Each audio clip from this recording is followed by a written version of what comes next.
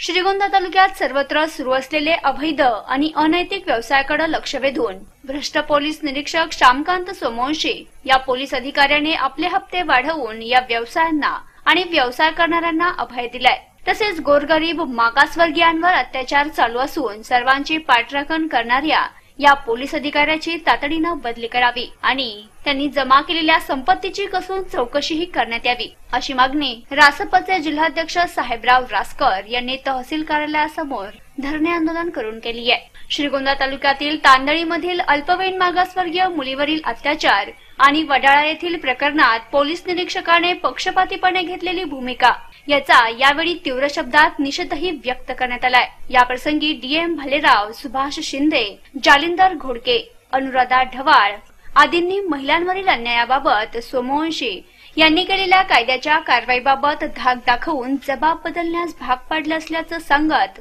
आणि तालुक्यात सर्वच पक्षांचे अवैध व्यवसाय जोमाने सुरू असून त्यास अटकाव करण्यास असमर्थ ठरलेल्या वादग्रस्त पोलीस अधिकाऱ्याची त्वरित बदली करून चांगला निपक्षपाती अधिकारी देण्यात यावा अशी अपेक्षा यावेळी व्यक्त केली आहे। जिल्हा परिषदेचे माजी सदस्य अनिल ठवाड यांनी या धरणे आंदोलनाला पाठिंबा दिलाय। याप्रसंगी निवासी नायब तहसीलदार सीताराम आल्हाट आणि दुर्गे यांना आपल्या मागण्यांसंदर्भात निवेदन देण्यात आलंय।